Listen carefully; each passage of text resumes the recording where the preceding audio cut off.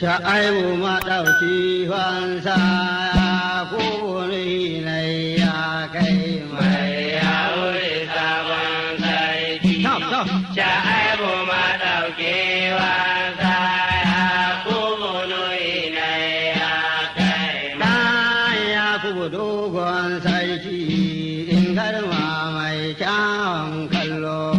Da ganin ka tukur ya dawo mai ya wuri sabon sarki. Allah shi maka kyawun karko.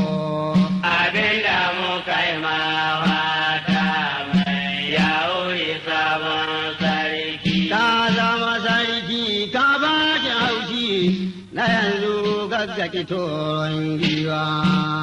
Rika ba gosai madi mai ya wuri sabon sarki. Na san ba a haye ma barji.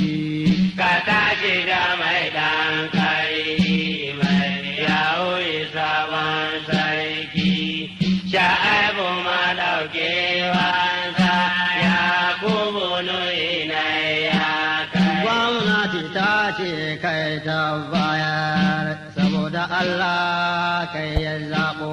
Kada mutum ya yi ma barci a jaji ana kirma kai. Ya wurawa ne maka murna. A barci na da ya dawo mai ya wuri sabon sarki. Zamanin tukur ɗan arudu komi ne kasan ina yi. Ko yanzu kana dama domin zuri'a kai ta mai ya wuri sabon sarki. Kai ne da tukur ya dawo. Dan ba mai tara mutane ba mai wace mutane ne ba. Kai mutane ku ba da ku yarda da iko Allah. Allah shi ka bai ya ba shi.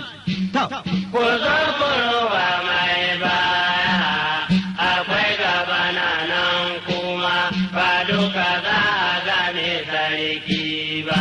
Wane shi ba ɗan sarki ba, amma da kai ne ya yi kora.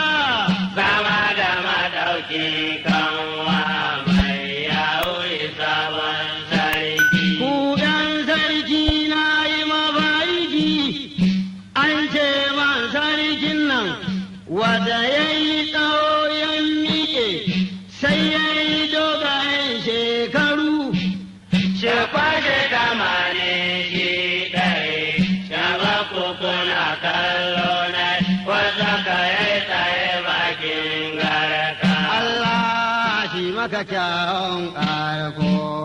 Abinda muka yi mawata. Sarkin babu sauda tijo, malamin shehu abokin sarki. Ina maganan mota ta, da mun kai domin sarki. Sarkin fawa hawan mota. Domin babu ya baya. Garkuwan sarki ya kyauta. Domin babu ya baya. Sardaunan sarki ya kyauta.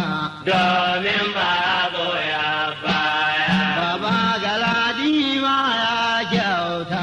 Domin babu ya baya. Uban daki ban rena ba. Domin babu ya baya. Maka kusa ne ya gode mai. Domin babu ya baya. Tukuran sarki ya kyauta. Domin babu ya baya. Dubu ɗan mamman ya kyauta. Domin babu ya baya. Sarkin fawa na gode mai. Domin babu ya baya. Ya wuri sabon sarki.